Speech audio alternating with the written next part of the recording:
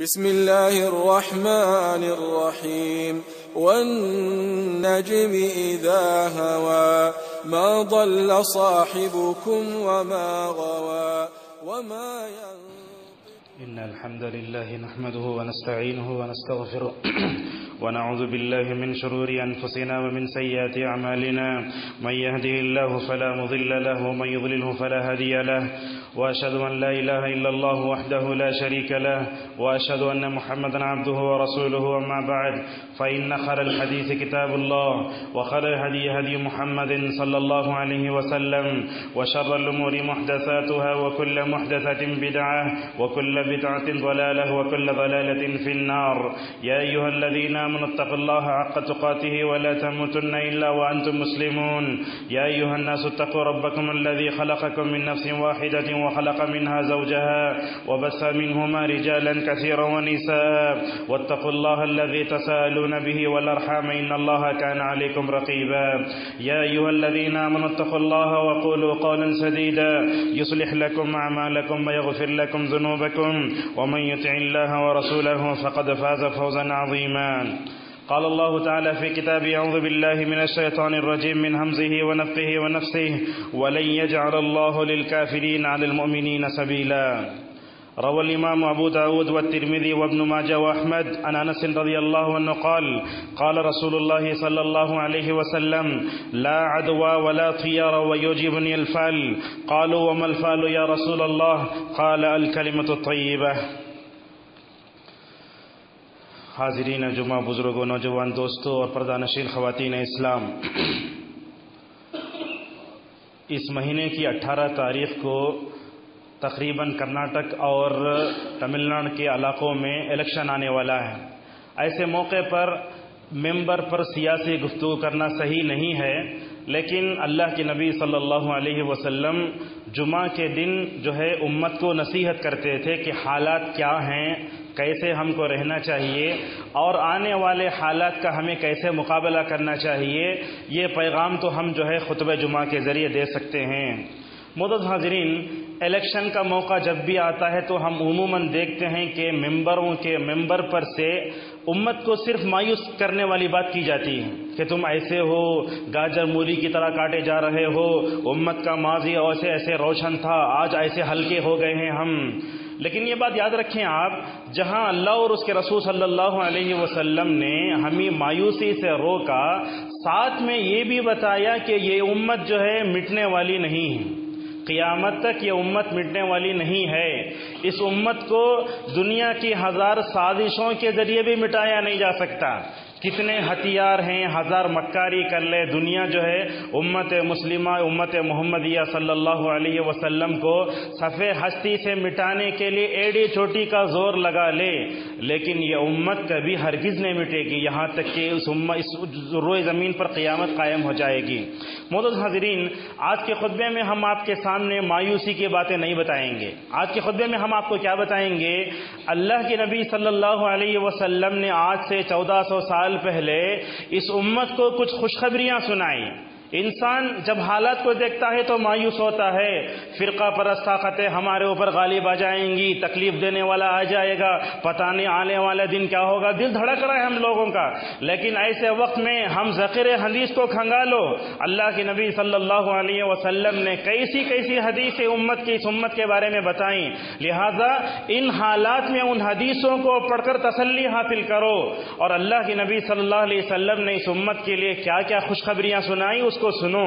اور معزز حاضرین، حالات سے مایوس ہونا گناہ کبیرہ ہے۔ حالات کیسے بھی ہو جائے، ہمارے اوپر کتنا ظلم کرنے والا جو ہے بادشاہ ہی ہمارے اوپر کیوں نہ مسلط ہو جائے، لیکن حالات سے مایوس ہونا گناہ کبیرہ ہے۔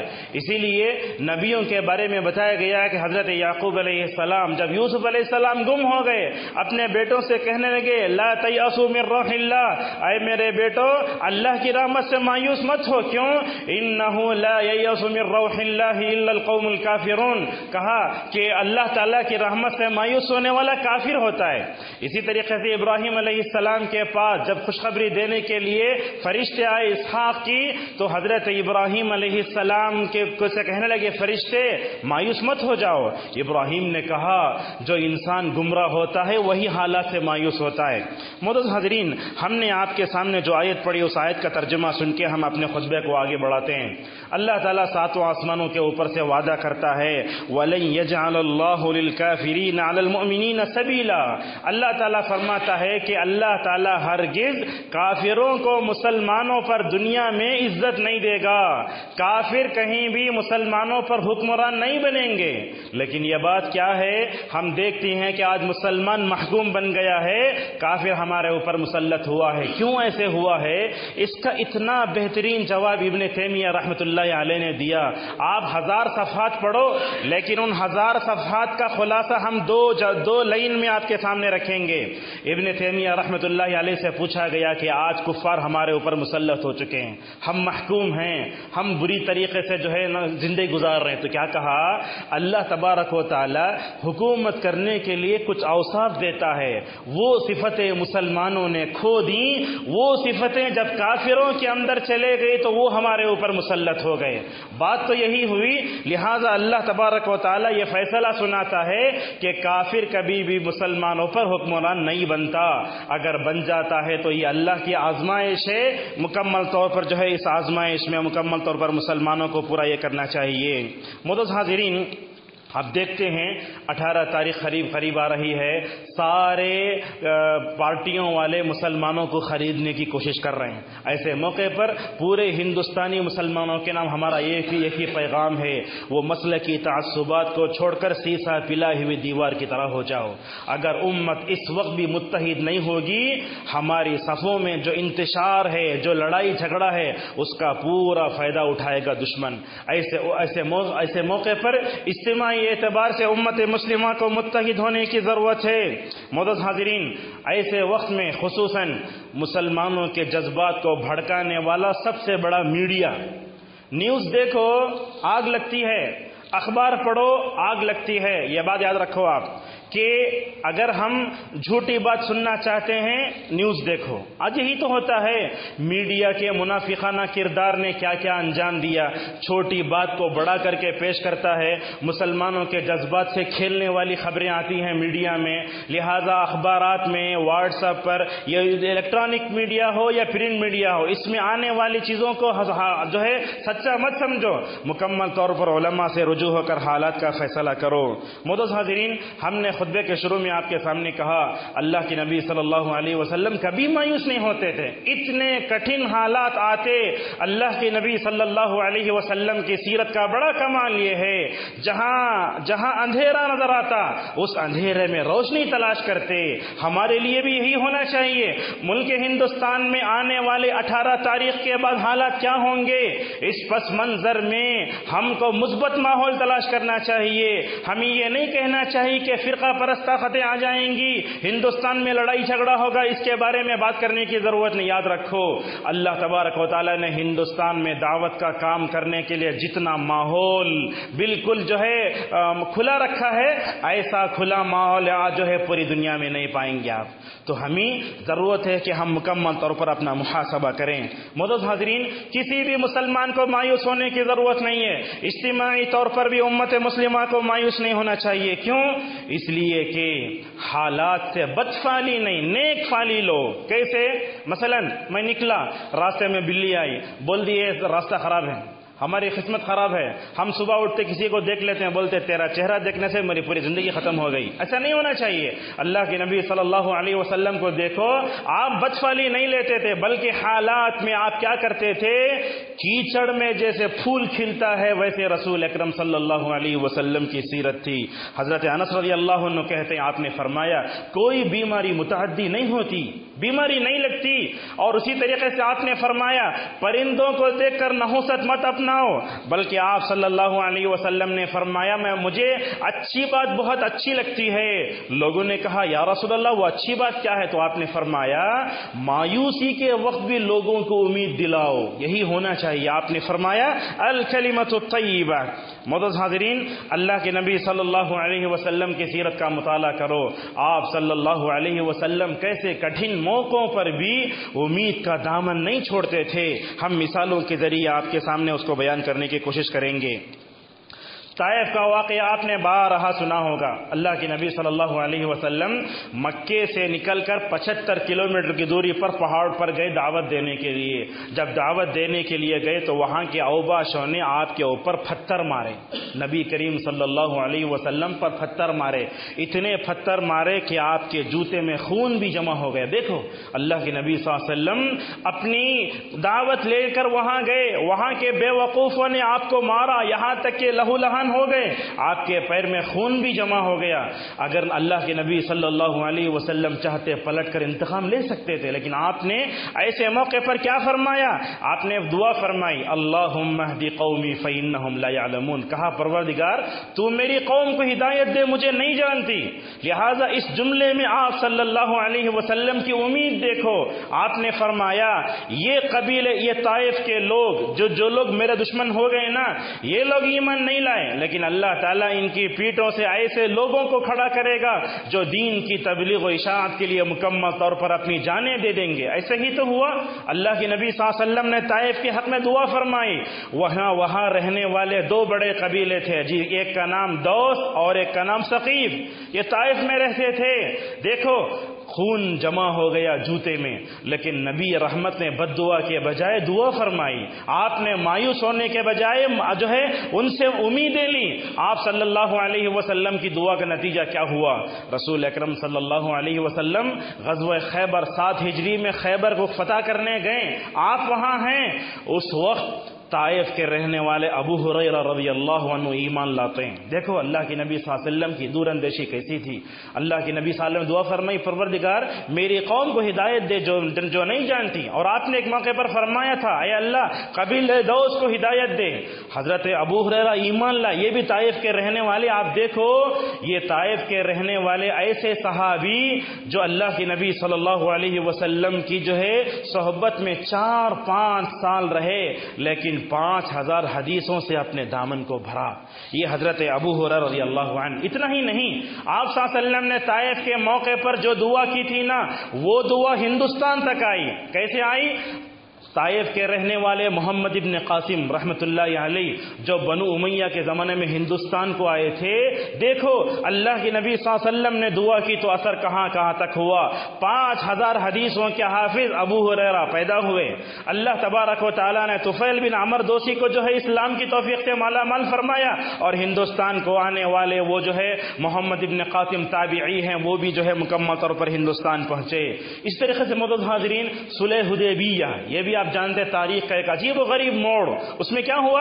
اللہ کے نبی صلی اللہ علیہ وسلم کو بہت ستایا گیا، مکے سے آپ مدینہ آ گئے، لیکن کعبۃ اللہ کو دیکھنے کا شوق اور عمرہ کرنے کا شوق، حج کرنے کا شوق صحابہ کے اندر اور آپ صلی اللہ علیہ وسلم کے صحابہ کے اندر۔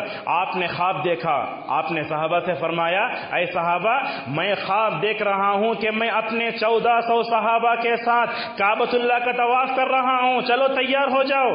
صحابہ اکرام اور آپ صلی اللہ علیہ وسلم احرام بن کے شوق در شوق، جوق در جوق جو ہے مکے کی طرف چل پڑے۔ ان لوگوں کو 8 سال ہوئے مکہ دیکھ کر، مکہ دینے کا شوق تھا۔ جیسے ہی مکہ کے قریب تقریباً جو ہے 5 کلومیٹر پہلے پہنچے، کفار مکہ نے کہہ دیا کہ اے محمد صلی اللہ علیہ وسلم تم مکے میں داخل نہیں ہو سکتے۔ صحابہ نے آپ نے خواب دیکھا، خواب کی تعبیر کے موقع پر اللہ کے نبی مکہ کو گئے، لیکن آپ کو روک دیا گیا۔ کیسے پریشانی ہوئی ہوگی اللہ کے نبی صلی اللہ علیہ وسلم کو؟ ایک درخت کے نیچے روک دیا گیا، آپ پریشان، پورے صحابہ پریشان۔ اس وقت ہوا کیا کہنے لگے آئے واپس چلے جاؤ مدینے کو، اس سال عمرہ نہیں کر سکتے۔ جو کعبۃ اللہ کو دیکھنے والے تھے پریشان ہو گئے، اور اللہ کے نبی صلی اللہ علیہ وسلم بھی پریشان ہو گئے۔ آپ نے فرمایا ٹھیک ہے دونوں صلح کر لیتے ہیں۔ صلح کرنے کا موقع آیا، اللہ کے نبی نے فرمایا صلح لکھو، علی آئے، آپ نے فرمایا علی لکھو بسم اللہ الرحمن الرحیم محمد رسول اللہ، لکھتے گئے تو قریش نے کہا اے محمد ہم تم کو رسول نہیں مانتے، تم کیا لکھ رہے ہو یہ محمد رسول اللہ، مٹاؤ یہ۔ آپ نے علی سے کہا کہ علی مٹاؤ، کہا یا رسول اللہ میں آپ کا نام مٹا نہیں سکتا۔ علی نے کہا میں آپ کا نام مٹا نہیں سکتا۔ اس کے بعد ہوا کیا؟ ایسے ہی بات آگے بڑھتے گئی، اللہ کے نبی صلی اللہ علیہ وسلم نے 10 باتوں پر صلح فرمائی۔ کیا صلح یہ ہوئی اگر کوئی کافروں میں سے مسلمان ہو کر مسلمانوں میں سے آئے گا، مسلمان اس کو واپس کریں گے۔ اگر کوئی کافروں میں سے مسلمان ہو جائے، مدینہ آ جائے تو مسلمان واپس کر دیں گے۔ عمر نے کہا یا رسول اللہ دب کر صلح کرنے کی کیا ضرورت ہے، جبکہ بدر میں احد میں سارے جنگوں میں مسلمان جو ہے مکمل طور پر کامیاب ہو چکے ہیں۔ آپ نے فرمایا عمر ذرا انتظار کرو، ایک وقت ہمارے لیے ہوا نا، ایک وقت ان کے لیے بھی آیا، تھوڑا صبر کرو۔ یہاں دیکھو رسول اکرم صلی اللہ علیہ وسلم کتنا عقل کے پختہ کے مالک تھے۔ آپ نے دب کر صلح کی، لیکن دب کر صلح کرنے کا نتیجہ کیا ہوا؟ یہ تقریباً 6-7 ہجری کی بات ہے۔ یہ اہل علم کہتے ہیں یہ صلح کے بعد اسلام میں داخل ہونے والوں کی تعداد ایسی بڑی جیسے آسمان سے بارش گرتی، ایسے بڑی۔ اور اللہ تعالیٰ کہتا ہے وَرَأَيْتَ النَّاسَ يَدْخُلُونَ فِي دِينِ اللَّهِ أَفْوَاجًا، لوگوں کو دیکھو گے کہ تم مکمل طور پر کیا کر رہے ہیں، اسلام میں مکمل طور پر داخل ہو رہے ہیں۔ اور دیکھو اللہ کے نبی صلی اللہ علیہ وسلم حالات سے کبھی مایوس نہیں ہوتے تھے۔ غزوہ بدر سے لے کر فتح مکہ تک جتنے جنگیں ہوئی، ان تمام جنگوں میں قائد کون تھا کفار کی طرف سے؟ ابو سفیان رضی اللہ عنہ۔ لیکن رسول اکرم صلی اللہ علیہ وسلم کیسے مکمل طور پر ان کی ہدایت کے لیے دعا کرتے تھے، حالات سے مایوس نہیں ہوتے تھے۔ فتح مکہ کے موقع پر پورے جنگوں میں کفار و مشرکین کی طرف سے قیادت کرنے والے ابو سفیان مسلمان ہو جاتے ہیں، اور اللہ کے نبی صلی اللہ علیہ وسلم نے فتح مکہ کے دن آپ نے فرمایا من دخل دار ابی سفیان فہو آمن، کہا جو ابو سفیان کے گھر میں داخل ہو جائے وہ محفوظ رہے گا۔ لہذا آپ صلی اللہ علیہ وسلم نے کعبۃ اللہ کو، ابو سفیان کے گھر کو حفاظت کا ایک جو ہے یہ قرار دیا۔ اسی طریقے سے معزز حاضرین اللہ کے نبی صلی اللہ علیہ وسلم کی سیرت دیکھو، اللہ کے نبی کبھی مایوس نہیں ہوتے تھے۔ اللہ کے نبی صلی اللہ علیہ وسلم بڑے نیک فالی لیتے، اللہ پہ پورا بھروسہ کرتے۔ غزوہ بدر تو آپ کو یاد ہی ہے جو 17 رمضان کو پیش آئی تقریباً 1 ہجری یا 2 ہجری میں۔ اس وقت دیکھو اللہ تبارک و تعالی مسلمان 300 ہیں، صحابہ، لیکن سامنے کتنے جو ہے کفار و مشرکین ہیں، مکمل طور پر 1000 کی تعداد ہے۔ نہ ان کے پاس ہتھیار، نہ ان کے پاس گھوڑے، نہ ان کے پاس پرچے، نہ کچھ تھا، لیکن ایسے موقع پر بھی اللہ تبارک و تعالی نے مسلمانوں کو کیسے مدد کی۔ اور ہمارا نبی صلی اللہ علیہ وسلم بھی بڑے عجیب تھے، امت کے لیے رات بھر دعائیں کرتے تھے۔ اللہ کے نبی صلی اللہ علیہ وسلم رات میں درخت کے نیچے بیٹھ کر اپنی امت کے لیے اتنی دعائیں کر رہے ہیں۔ ابو بکر نے تو کہا یا رسول اللہ آپ جو چادر اوڑے ہوئے ہیں نا، یہ چادر نیچے گر رہی ہے، آپ کو اتنا احساس بھی نہیں ہے، لیکن اللہ کے نبی صلی اللہ علیہ وسلم دعاؤں پر دعائیں کرتے جا رہے ہیں۔ اللہ تبارک و تعالیٰ نے غزوہ بدر میں کیا کیا؟ بہت بڑا انعام اللہ تعالیٰ نے آسمانوں کے اوپر سے فرشتوں کو اتارا، 1000 فرشتے آئے، ہری پگڑیاں باندھے ہوئے تھے۔ کیا کرے فرشتے اتر کر؟ مسلمان جو بھی وار کرتے، جو بھی مار مارتے، کوئی مار بیکار نہیں ہوئی۔ اللہ تعالیٰ اس کا تذکرہ کرتے ہوئے کہتا ہے اے محمد صلی اللہ علیہ وسلم فرشتوں کو اتار کر ہم تمہیں خوشخبری دینا چاہتے تھے۔ اسی طریقے سے غزوہ احد کو دیکھو، اللہ کے نبی صلی اللہ علیہ وسلم جو ہے 70 صحابہ آپ کے شہید ہوئے، 70 صحابہ کو آپ نے دفن کیا۔ ایک قبر میں کئی صحابہ آپ دفن کرتے وقت پوچھتے ان میں سے کون حافظ قرآن ہے، سب سے پہلے اسے رکھو، بعد میں دوسرے صحابہ کو رکھو۔ غزوہ احد میں 70 صحابہ کو دفن کرنے کے بعد اللہ کے نبی صلی اللہ علیہ وسلم مدینہ پہنچے تو آپ کو کہا گیا کہ ابو سفیان جو اس وقت تک مسلمان نہیں ہوئے تھے وہاں کھڑے ہو کر کہنے لگے اب تو ہم 70 مسلمانوں کو ختم کر چکے ہیں، مدینہ جا کر پورے مسلمانوں کو نعوذ باللہ سے ہستی سے مٹا دیں گے۔ اللہ کے نبی نے مدینہ میں اعلان فرمایا اے وہ صحابہ جو ہمارے ساتھ کل شریک ہوئے نا، اگرچہ تمہیں زخم لگا ہے لیکن دوبارہ چلنے کے لیے تیار ہو جاؤ۔ اللہ تعالیٰ ان صحابہ کی تعریف کرتے ہوئے کہتا ہے زخم کھانے کے بعد بھی بغیر آرام کیے اللہ کے نبی صلی اللہ علیہ وسلم کے ساتھ چلنے کے لیے تیار ہو گئے، اور آپ نے صحابہ سے کہا اے صحابہ کفار و مشرکین سے ڈرنے کی ضرورت نہیں ہے، ایک کلمہ اور دعا پڑھو یہ تمہارے ڈروں کو دور کر دے گا۔ وہ دعا کیا؟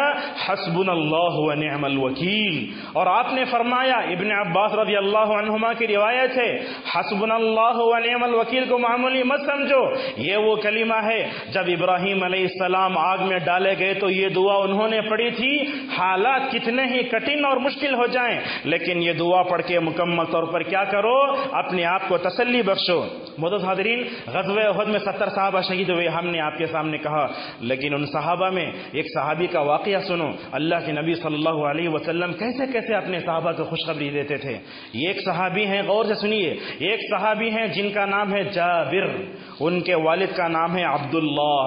حضرت جابر رضی اللہ عنہ ایک بھائی، ان کی 9 بہنیں ایک بھائی۔ حضرت جابر رضی اللہ عنہ کہتے ہیں میرے والد عبداللہ رضی اللہ عنہ غزوہ احد میں شہید ہو گئے۔ غزوہ احد میں شہید ہونے کے بعد میں دیکھتا ہوں کہ میری پھوپھی، جابر رضی اللہ عنہ کہتے ہیں کہ میری پھوپھی یعنی ان کے والد کی بہن وہ رونے لگی اور اللہ کے نبی صلی اللہ علیہ وسلم کے پاس آ کر مکمل طور پر یہ کرنے لگی۔ بعض روایتوں میں یہ آیا حضرت جابر رضی اللہ عنہ کہتے ہیں جیسے ہی میرے والد کو شہید کر دیا گیا تو بیٹے پر کیا گزرے گی؟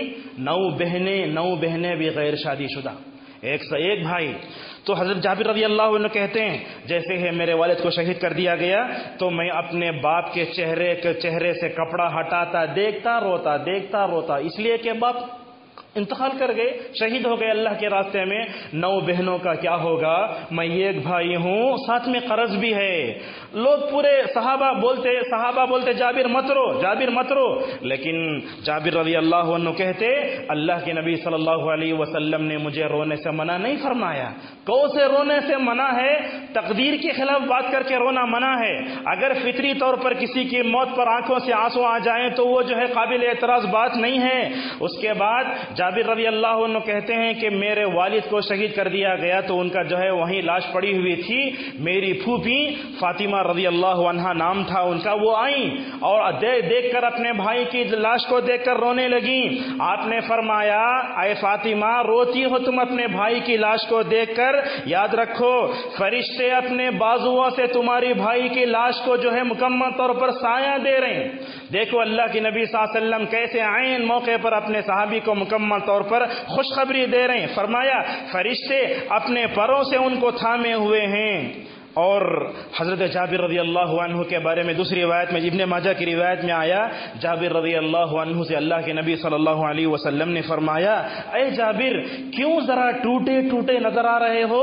دیکھو نفسیات کا کتنا خیال کرتے تھے رسول اکرم صلی اللہ علیہ وسلم، دل ٹوٹ گیا تھا جس کا اظہار آنکھوں سے آنسو ہو رہا تھا۔ تو اللہ کے نبی صلی اللہ علیہ وسلم نے فرمایا اے اللہ کے رسول میرے باپ کا انتقال ہو چکا ہے، 9 بیٹیاں چھوڑ کر گئے، قرض بھی ہے، کیا کروں؟ آپ صلی اللہ علیہ وسلم نے ایسے موقع پر جابر سے کیا فرمایا؟ اے جابر میں تمہیں خوشخبری دینا چاہتا ہوں۔ اللہ کے جابر نے کہا یا رسول اللہ ہاں خوشخبری دیجئے۔ اللہ کے نبی صلی اللہ علیہ وسلم نے فرمایا اے جابر اللہ نے تمہارے باپ سے بات کی ہے بغیر کسی واسطے کے، کوئی بیچ میں نہیں۔ اللہ تعالیٰ نے تمہارے باپ سے بات کی ہے۔ کیا بات کی ہے؟ اے بندے، یعنی اللہ تعالیٰ نے جابر کے والد سے کہا اے بندے تم اللہ کے راستے میں شہید ہو گئے، تم میرے اوپر احسان کرتے ہو۔ تو حضرت جابر رضی اللہ عنہ کے والد نے اللہ تعالیٰ سے کہا اے پروردگار اگر تو مجھے دوبارہ زندہ کرے گا تو میری تمنا یہ ہے کہ تو مجھے دوبارہ زندہ کر، تیرے راستے میں دوبارہ شہادت کا جام پی لوں۔ یہ جابر رضی اللہ عنہ کے والد بات کر رہے ہیں، اور اس موقع پر اللہ تبارک و تعالیٰ نے کہا اے جابر کے والد عبداللہ، میں تو یہ نہیں کر سکتا، لیکن میں تمہیں جنت میں جو ہے مکمل طور پر جگہ دے سکتا ہوں۔ معزز حاضرین، اس واقعے سے معلوم ہوا غزوہ احد میں مسلمانوں کو 70 صحابہ کو زخم لگا، جابر کے والد انتقال کر گئے، لیکن ایسے موقع پر بھی اللہ کے نبی صلی اللہ علیہ وسلم نے مایوس نہیں کیا۔ اور یاد رکھو بات، حالات کتنے کیوں خراب نہ ہو جائیں، کبھی مایوس نہیں کرنا۔ اللہ کے نبی نے ابو موسیٰ اشعری اور معاذ بن جبل رضی اللہ عنہ کو یمن بھیجا، آپ نے کیا فرمایا؟ کہا بشرا ولا تنفرا، اے ابو موسیٰ اور معاذ یاد رکھو تم جہاں جا رہے ہو نا، وہاں نفرت کا بازار گرم نہ کرنا، بلکہ ہمیشہ لوگوں کو خوشخبری دینا۔ معزز حاضرین، ہم آپ کو بتاتے ہیں اللہ کے نبی صلی اللہ علیہ وسلم نے اس امت کو کیا کیا خوشخبریاں سنائی۔ ایک ایک حدیث سنتے جائیے اور اپنے ایمان کو تازہ کیجیے۔ آپ صلی اللہ علیہ وسلم نے فرمایا ان الاسلام بدا غریبا وسيعود غریبا كما بدا فطوبى للغرباء قیل من هم یا رسول اللہ قال الذين يصلحون اذا فسد الناس۔ یہ بہترین حدیث ہے جو سونے کے پانی سے لکھی جا سکتی ہے، اور خصوصاً فتنے کے دور میں تو اس حدیث کو اپنے دامن سے باندھ کر رکھنا ضروری ہے۔ کیا بات! آپ نے فرمایا ایک وقت آئے گا قیامت کے قریب میں اسلام اجنبی ہو جائے گا، یہی تو ہو رہا ہے آج۔ دیکھو ایک بس میں آپ بیٹھے ہیں، غیر مسلموں کی بڑی تعداد، لیکن ان تمام بیچ میں آپ ایمان والے، میں ایمان والا۔ ایسے وقت میں اسلام اجنبی نہیں بنا تو کیا بنا؟ تو آپ نے فرمایا اسلام شروع میں جیسے اجنبی تھا آخری زمانے میں بھی اجنبی بنے گا۔ جیسے مکی دور میں صحابہ انگلیوں پر گنے جا سکتے تھے، چھپ چھپ کے نماز پڑھتے تھے، قیامت کے قریب میں بھی اسلام اجنبی ہو جائے گا۔ آپ نے فرمایا قیامت کے قریب میں اسلام کی دولت سے مالا مال ہونے والے لوگوں کے لیے خوشخبری ہے، فطوبى للغرباء، اجنبی لوگوں کے لیے خوشخبری ہے۔ آپ نے فرمایا لوگوں نے کہا یا رسول اللہ آخری زمانے میں کون خوش قسمت ہوگا؟ آپ نے فرمایا جو اپنے ایمان کی حفاظت کر کے لوگوں کے ایمان کی حفاظت کرنے کا سامان کریں گے قیامت کے قریب میں۔ معزز حاضرین، علامہ ابن تیمیہ رحمۃ اللہ علیہ اس حدیث کی تشریح میں بڑی اچھی بات لکھتے ہیں۔ کیا کہتے ہیں؟ اللہ کے نبی صلی اللہ علیہ وسلم کے زمانے میں صحابہ کتنے تھے؟ کم تھے، انگلیوں پر گنے جا سکتے تھے۔ ویسے آج دنیا میں سب سے بڑی طاقت اگر کوئی ہے تو وہ کرسچنوں کی طاقت ہے۔ ان کی طاقت کو دیکھ کر ہمیں ذرہ برابر بھی حوصلہ نہیں کھونا چاہیے، بلکہ ایسے جیو جیسے صحابہ نے جیا۔ آپ صلی اللہ علیہ وسلم نے حدیث میں فرمایا جیسے صحابہ کرام فتنوں کے زمانے میں دین پر ڈٹے رہتے تھے، ویسے دین پر مکمل طور پر ڈٹے رہو۔ اس سے بڑی خوشخبری کیا ہو سکتی؟ اور ایک حدیث ہم آپ کے سامنے بیان کرتے ہیں۔ حضرت ابو ثعلبہ الخشنی رضی اللہ عنہ کہتے ہیں اللہ کے نبی صلی اللہ علیہ وسلم نے فرمایا ان من ورائکم ایاما الصبر۔ آپ نے فرمایا اے لوگو ایک دن ایسا آنے والا ہے جس میں تم کو بڑا صبر کرنا پڑے گا۔ اب دیکھو یہ الیکشن آ رہا ہے، صبر استقامت کے ساتھ حالات کا مقابلہ کرنے کا فن سیکھو۔ اللہ کے نبی فرماتے ہیں ایک وقت وہ آنے والا ہے جس میں صبر کرنا پڑے گا، اور صبر کرنے کے ساتھ آپ نے دوسری بات یہ بتائی، فرمایا ایک ایسا وقت بھی آئے گا فتنوں کا، اس وقت تو دین پر عمل کرنا اتنا مشکل ہو جائے گا گویا کوئی آدمی اپنے ہاتھ میں انگارہ لے رہا ہے۔ آج یہی حال تو ہے، دین پر عمل کرنا کتنا مشکل ہے، اپنے ایمان کو بچانا کتنا مشکل ہے۔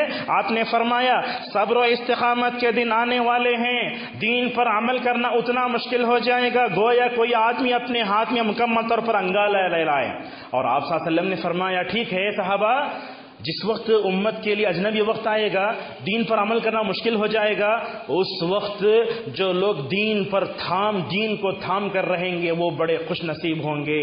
آپ صلی اللہ علیہ وسلم نے آج سے 1400 سال پہلے جو خوشخبری سنائی وہ تو ہم اپنی آنکھوں سے آج دیکھ رہے ہیں۔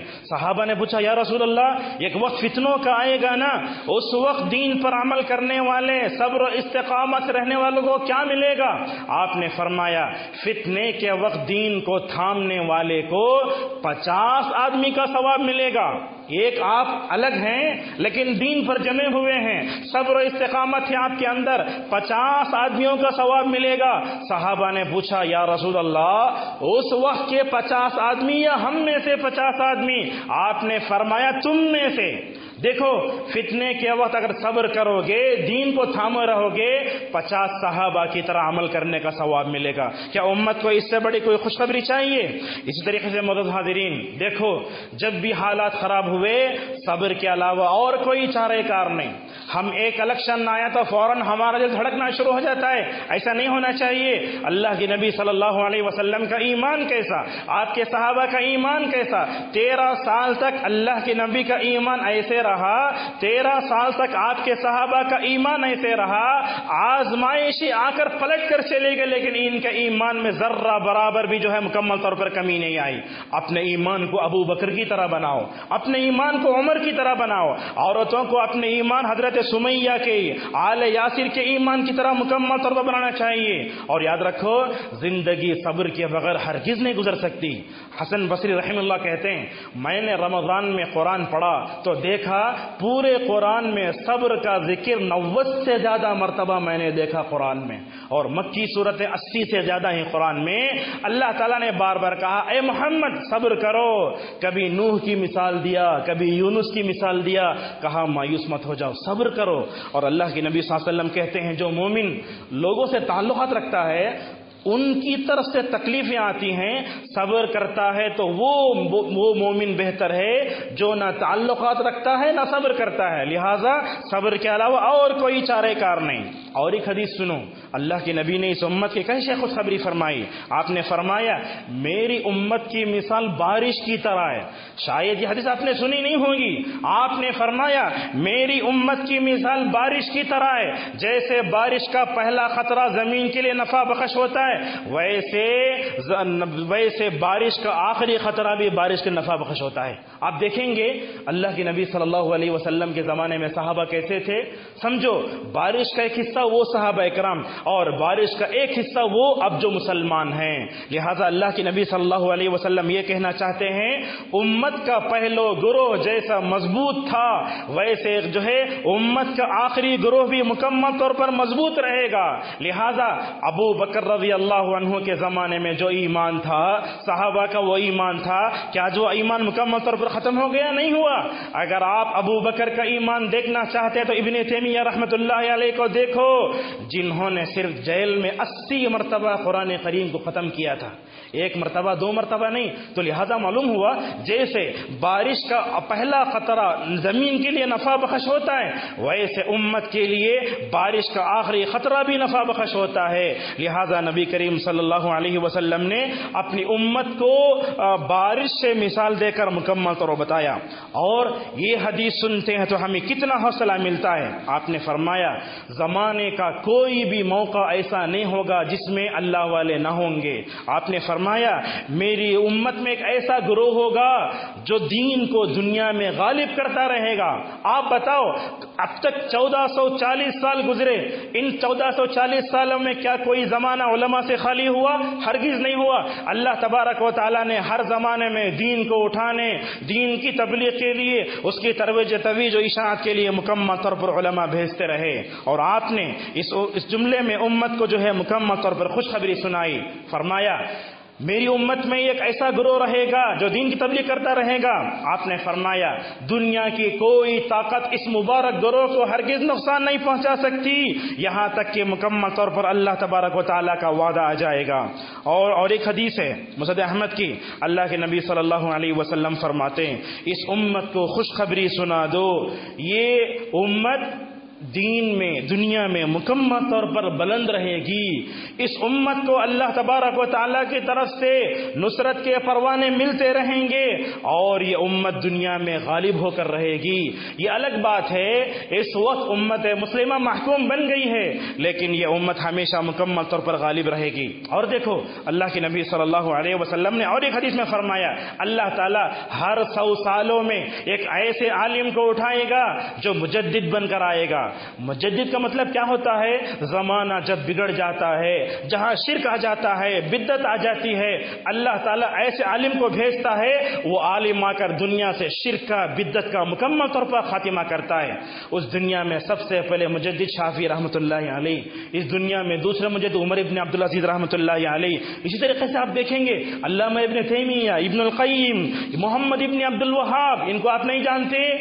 پورا جزیرۃ العرب شرکی آمادگاہ بن گیا تھا۔ اللہ کی شان دیکھو، جہاں اللہ نے محمد رسول اللہ صلی اللہ علیہ وسلم کو نبی بنا کر بھیجا تھا، اسی سرزمین میں اسی کے نام کے ایک آدمی کو اٹھاتا ہے اور اٹھ کر کیا کرتا ہے، پورے جزیرۃ العرب کو ویسے بناتا ہے جیسے رسول اکرم صلی اللہ علیہ وسلم کے زمانے میں تھا۔ پورے جزیرۃ العرب میں آپ کہیں کوئی خبر بتاؤ، کوئی آستانہ بتاؤ، کوئی خانقاہ بتاؤ، ہرگز نہیں بتا سکتے۔ اللہ تبارک و تعالیٰ ایسے بھیجتے رہتا ہے۔ اسی طریقے سے قیامت تک مجدد آتے رہیں گے۔ اب قریب میں جو مجدد آئے وہ علامہ البانی رحمۃ اللہ علیہ، انہوں نے آ کر کیا کیا، دنیا میں ضعیف حدیثیں، موضوع حدیثیں، منگا حدیثیں پورے ہو گئی تھیں، لیکن یہ آئے تو انہوں نے دنیا کو ایسا علم دیا، بڑے بڑے علماء مکمل طور پر ان کے علم سے فائدہ اٹھاتے ہیں۔ اس طریقے سے معزز حاضرین، اللہ کے نبی صلی اللہ علیہ وسلم اور ایک حدیث میں کہتے ہیں، اللہ تعالیٰ نے زمین کو میرے لیے موڑ دیا تھا، میں نے مشرق و مغرب دیکھے۔ اللہ کے نبی کہتے ہیں زمین کو موڑ کے بتایا گیا، میں نے مشرق دیکھے مغرب دیکھے۔ کیا مطلب؟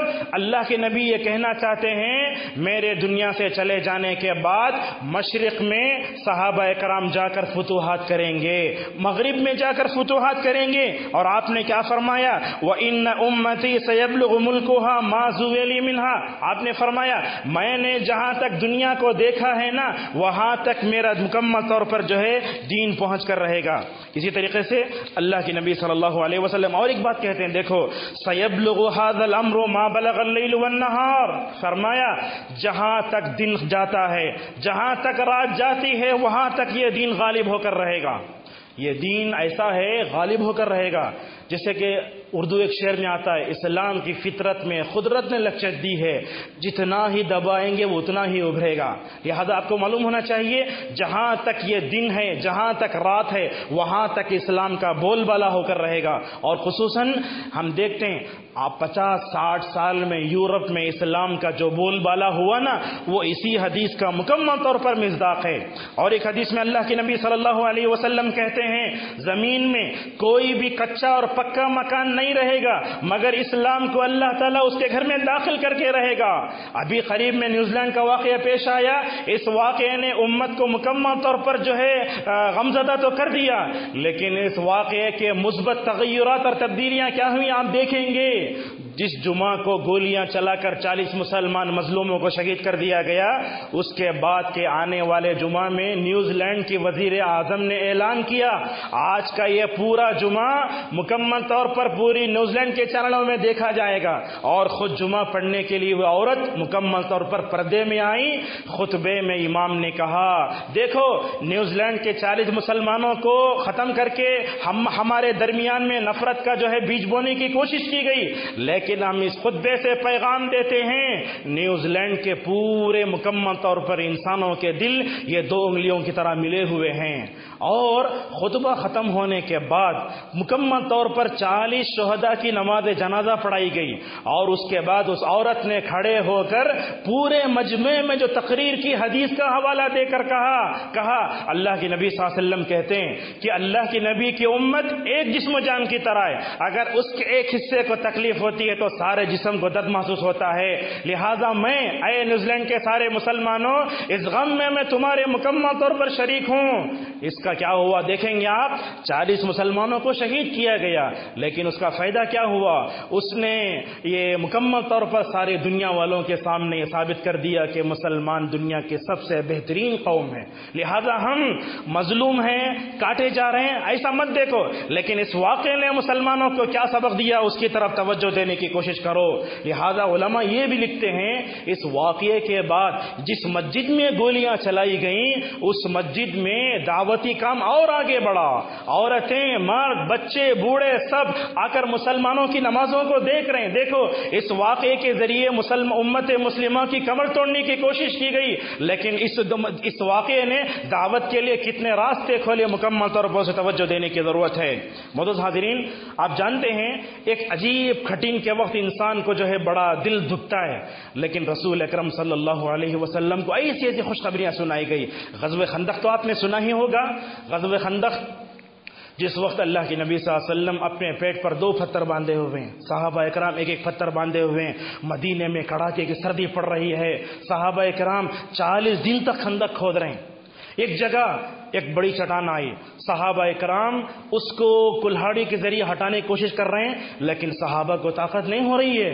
سلمان فارسی رضی اللہ عنہ نے کہا صحابہ ہٹو، میں اس چٹان کو ہٹاتا ہوں۔ سلمان بھی گئے تو سلمان سے بھی نہیں ہوا۔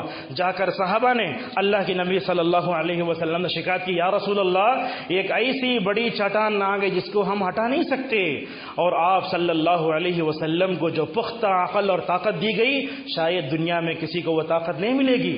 آپ نے فرمایا صحابہ ہٹ جاؤ۔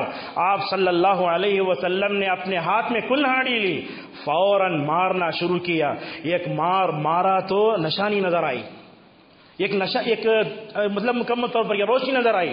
دوبارہ مارا، اس میں بھی پھر روشنی نظر آئی۔ تیسرا مارا، روشنی نظر آئی۔ چوتھی بار مارا تو روشنی نظر آئی۔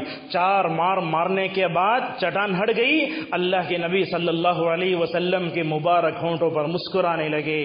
صحابہ نے پوچھا یا رسول اللہ کیوں ہنس رہے ہیں آپ؟ تو آپ نے کیا فرمایا، اے صحابہ دیکھو، جیسے ہی میں نے پہلا مارا تو مجھے کچھ لوگ دکھائے گئے جن کو بیڑیوں میں ڈال کر جنت کی طرف لے جایا جا رہا ہے۔ آپ بیڑیاں پہناتے ہیں تو ہم سمجھتے ہیں کہ ذلت ہے، اللہ کے نبی کو دکھایا گیا کہ کچھ لوگوں کو بیڑیاں پہنا کر جنت کی طرف لے جا رہے ہیں۔ آپ صلی اللہ علیہ وسلم نے فرمایا اے امت مسلمہ، میرے مر جانے کے بعد تم کو بھی دنیا میں دین کے نام پر جو ہے آزمائشوں کا سامنا کرنا پڑے گا، یہ نبی کریم صلی اللہ علیہ وسلم کو دکھایا گیا۔ اس کے بعد آپ صلی اللہ علیہ وسلم نے فرمایا جیسے ہی میں نے پہلی ماری قیصر و کسریٰ کے محلات دکھائے گئے۔ جبرائیل نے آ کر کہا اے محمد تمہارے چلے جانے کے بعد تمہارے صحابہ انشاءاللہ قیصر و کسریٰ کو بھی فتح کریں گے۔ اللہ اکبر کہا صحابہ کرام نے، اور اللہ کے نبی صلی اللہ علیہ وسلم نے بھی ایسے ہی کہا۔ دوسری ماری تو آپ نے فرمایا روم کے اور ایران کے مجھے محلات دکھائے گئے جس کو امت فتح کرے گی۔ اس کے بعد صنعاء کے یمن کے جو ہے محلہ دکھائے گئے جس کو دیکھ کر نبی کریم صلی اللہ علیہ وسلم نے ابو بکر اللہ اکبر کہا، صحابہ اکرام نے اللہ اکبر کہا۔ دیکھو صحابہ اور اللہ کے نبی صلی اللہ علیہ وسلم سخت سردی کے دنوں میں کیا کر رہے ہیں، خندق کھود رہے ہیں، لیکن ایسے موقع پر اللہ تبارک و تعالیٰ نے کہاں سے امت مسلمہ کو مکمل طور پر یہ دکھائی۔ معزز حاضرین، یہ خوشخبریاں جو امت کو ملی ہیں نا، ماضی میں بہت ملی، لیکن قیامت کے قریب میں بھی امت کو جو خوشخبریاں ملنے والی ہیں وہ بھی سن لو، بیان کر کے ہم اپنی بات کو ختم کریں گے۔ قیامت کے قریب میں بڑی بڑی علامتیں آئیں گی، دجال آئے گا، عیسیٰ آئیں گے، مہدی آئیں گے، لیکن یاد رکھو دجال کا قتل یہ بھی مسلمانوں کے لیے بہت بڑی خوشخبری ہے۔ آپ نے فرمایا حضرت نوح علیہ السلام سے لے کر حضرت عیسیٰ تک جتنے انبیاء تشریف لائے ہر نبی نے اپنی قوم کو دجال کے فتنے سے ڈرایا۔ میں بھی تم کو دجال کے فتنے ڈراتا ہوں، لیکن دجال آئے گا نا، دجال کو قتل کرنے والے کون؟ حضرت عیسیٰ علیہ السلام۔ آج بھی 70,000 یہودی دجال کے انتظار کر رہے ہیں، تو دجال کا یہ قتل یہ صرف دجال کا قتل نہیں بلکہ یہودیوں کی بھی پسپائی ہے، لہذا مکمل طور پر ہمیں خوش ہو جانا چاہیے۔ معزز حاضرین، اس سے بڑی خوشخبری کیا ہو سکتی ہے؟ دجال پوری دنیا میں گھومے گا لیکن مکے میں داخل نہیں ہو سکتا، دجال مدینے میں داخل نہیں ہو سکتا، دجال دنیا کی 4 مسجدوں میں ہرگز نہیں جا سکتا، جیسا کہ رسول اکرم صلی اللہ علیہ وسلم فرماتے ہیں۔ اسی طریقے سے دجال کا قتل عیسیٰ علیہ السلام کریں گے، یہ بھی امت کے لیے خوشخبری ہے۔ اور ایک خوشخبری حضرت مہدی علیہ السلام کا ظہور۔ آج دیکھتے ہیں مہدی کے آنے کے بارے میں شیعہ کا الگ عقیدہ ہے، اور حیدرآباد کا پتہ نہیں کوئی ایسا آدمی اٹھا جو کہتا ہے کہ میں مہدی ہوں۔ مہدی علیہ السلام تو عیسیٰ علیہ السلام سے پہلے آئیں گے، اور آپ نے فرمایا میرا نام محمد ہے، اس کا نام بھی محمد ہوگا، میرے والد کا نام عبداللہ ہے، اس کے والد کا نام بھی عبداللہ ہوگا، اور حضرت فاطمہ رضی اللہ عنہ کی اولاد سے مکمل طور پر آئیں گے۔ آ کر کیا کریں گے مہدی دنیا میں؟ آپ نے فرمایا زمین میں جس چپے میں ظلم ہوتا رہے گا حضرت مہدی علیہ السلام ظلم کو انصاف سے بھر دیں گے انشاءاللہ، ایسے ہو کر رہے گا۔ اور اسی طریقے سے اللہ تبارک و تعالیٰ ایک رات میں پوری امت کی اصلاح کر دے گا۔ کعبۃ اللہ کے پاس لوگ مہدی کے ہاتھ پر بیعت کریں گے، اور یہ دنیا میں مکمل طور پر یہ ہوگا۔ اور اسی طریقے سے اللہ کے نبی صلی اللہ علیہ وسلم نے مہدی کے بارے میں کیا فرمایا؟ مہدی آئیں گے نا، اس وقت بارشیں بہت ہوں گی، پودے بہت ہوں گے اور اللہ تعالیٰ مال بھی اتنا دے گا، اگر کوئی آدمی اپنی زکوٰۃ لے کر نکلے گا لینے والا کوئی نہیں ہوگا، اتنا مال اللہ تبارک و تعالیٰ دے گا۔ اور اسی طریقے سے اس امت کی خوشخبریوں میں اور ایک خوشخبری، دجال کا قتل، مہدی کا ظہور، عیسیٰ کا ظہور، اور سب سے بڑا فتنہ یأجوج مأجوج کا قتل بھی اس امت کے لیے بڑی خوشخبری ہے۔ اللہ کے نبی صلی اللہ علیہ وسلم فرماتے ہیں، نواس بن سمان رضی اللہ عنہ کہتے ہیں، اللہ تعالیٰ حضرت عیسیٰ کے پاس وحی کرے گا، اے عیسیٰ کوہ طور کے پاس جاؤ جہاں یأجوج ماجوج آ چکے ہیں دنیا میں، جب وہ جائیں گے سمندر کا پورا پانی پی جائیں گے، اور ایسے معلوم ہوگا سمندر کا پورا پانی پینے کے بعد گویا سمندر ہی وہاں نہیں ہے، اللہ تعالیٰ ایک ہوا بھیجے گا، مکمل طور پر حضرت عیسیٰ علیہ السلام اس کو قتل کریں گے۔ اتنا ہی نہیں معزز حاضرین، دو باتیں بیان کر کے ہم اپنی بات کو ختم کریں گے، وہ کیا؟ قیامت کے قریب میں خوشخبری یہ بھی ہے، اس دنیا میں پائے جانے والے درخت بھی اور پتھر بھی انشاءاللہ ہمارے مدد کریں گے مکمل طور پر۔ وہ کیسے؟ مسلم کی روایت سنیے، ابن عمر رضی اللہ عنہما کہتے ہیں، میں نے رسول اللہ صلی اللہ علیہ وسلم کو فرماتے سنا، قیامت کے قریب میں یہودیوں اور مسلمانوں کے درمیان میں بڑی جنگ ہونے والی ہے۔ اس جنگ میں کیا ہوگا؟ یہودی مسلمانوں سے جنگ کریں گے، لڑیں گے، لیکن اس وقت درخت بھی اور پتھر مسلمانوں کے حق میں ہو جائیں گے۔ پتھر بات کرے گا، درخت بات کرے گا، اے مسلمان بندے، میرے پیچھے یہودی چھپا ہے، اسے جو ہے مکمل طور پر قتل کر دے۔ اس سے بڑی خوشخبری کیا چاہیے؟ دنیا کے جمادات، بے جان چیزیں اگر ہمارے لیے ہماری تائید میں آ جائیں تو ہم سمجھتے ہیں کہ اس سے بڑھ کر اور کوئی چیز نہیں ہے۔ محترم حاضرین، اس خطبے سے ہم کیا پیغام دینا چاہتے ہیں؟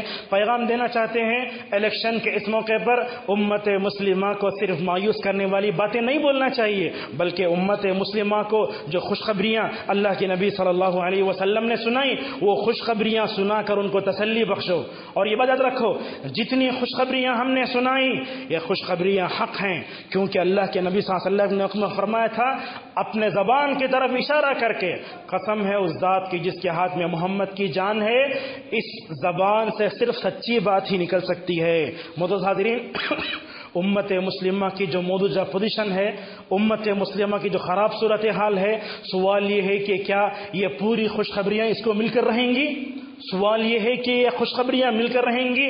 ضرورت ہے اس خوشخبریوں کو پڑھو، پانے کی کوشش کرو، اور اس کے آنے کے اندر جو رکاوٹیں ہیں مکمل طور پر یہ کرو۔ اور آخر میں ووٹ کی تعلق دن باتیں بیان کر کے ہم اپنی بات کو ختم کریں گے۔ یہ ووٹ ہمارے ہندوستانی ہونے کی ایک دلیل ہے، ہمارا یہ حق ہے اور اخلاقی فریضہ ہے، لہذا ایسے موقع پر ہم کچھ مسلمانوں کو دیکھتے ہیں وہ کہتے ہیں ووٹ دینا حرام ہے، یہاں مسلمانوں کی حکومت نہیں ہے۔ تقریباً علامہ ابن القیم اور بڑے بڑے علماء نے یہ فیصلہ کیا ہے، ایک ایسی حکومت میں جہاں کفار حکومت کر رہے ہوں، اگر ہم ان کے درمیان میں رہتے ہوں، ایسے موقع پر ہمارے لیے ووٹ دینا بہت ضروری ہے۔ ہم جہاں دیکھتے ہیں کہ یہاں ہندوستانی قانون میں کئی چیزیں قرآن اس کے خلاف ہیں، لیکن جو چیزیں ہمارے لیے موافق ہیں ان کا تو ہم مکمل طور پر ساتھ دے سکتے ہیں۔ یہ ووٹ ہماری گواہی ہے، انصاف کے علم بردار بنو اور سچے آدمی کو ووٹ دے کر مکمل طور پر امانت داری کا ثبوت دو۔ لہذا یوسف علیہ السلام کے زمانے میں دیکھو، یوسف علیہ السلام جب جو ہے مصر کے بادشاہ بنے، اس وقت پتہ نہیں بادشاہ کون تھا، کیا قانون تھا، لیکن اس کے باوجود بھی یوسف علیہ السلام مکمل طور پر مصر کے جو ہے وزیر خزانہ یا بادشاہ بن کر رہے۔ لہذا ووٹ دو اور مکمل طور پر ایسے آدمی کو جو انصاف پسند ہو، جو مسلمانوں کے حق میں ہمدرد ہو، جو مسلمانوں کے کام کر سکتا ہو، اور مکمل طور پر فرقہ پرست طاقتوں سے مکمل طور پر دور رہنا چاہیے۔ اور اسی طریقے سے اس موقع پر مسلم دوسرے پارٹیوں کی طرف سے پیسہ دے کر مسلمانوں کے ووٹ کو خریدنے کی جو بات کی جاتی ہے، اس سے بھی مسلمانوں کو مکمل طور پر دور رہنا چاہیے۔ اگر آپ پیسہ لے کر کسی جو ہے پارٹی کو ووٹ دیتے ہیں، آپ خیانت کر رہے ہیں۔ ایک تو پیسہ لینا حرام، اور پھر دوسرا مسلمانوں کے سبوں میں جو انتشار بھی آ سکتا ہے۔ بہرحال خطبے کا مختصر خلاصہ یہ ہوا کہ اللہ کے نبی صلی اللہ علیہ وسلم حالات کتنے ہی خراب کیوں نہ ہو جاتے، اللہ کے صحابہ وسلم نیک فالی لیتے اور ہمیشہ تاریکیوں میں روشنی کو تلاش کرتے۔ لہذا ہمیں ضرورت ہے اللہ کے رسول صلی اللہ علیہ وسلم نے امت کو جو خوشخبریاں سنائی ہیں، وہ خوشخبریوں کو رکھ کر ہم تسلی حاصل کریں اور اللہ تبارک و تعالیٰ سے دعا بھی کریں اللہ تعالیٰ اس ملک میں امن و امان کی صورتحال کو ہمیشہ برقرار رکھے۔ اللہ تعالیٰ اس ملک میں ہمیں دعوت اللہ کا کام کرنے کی توفیق عطا فرمائے۔ پروردگار مسلمانوں کو نقصان پہنچانے کی جتنی صورتیں ہو سکتی ہیں اللہ تعالیٰ ان تمام صورتوں کو مکمل طور پر نیست و نابود کرے۔ اللہ تعالیٰ ہمیں اپنی ووٹ کا صحیح طور پر استعمال کرنے توفیق عطا فرمائے۔ وآخر دعوانا الحمدللہ رب العالمین۔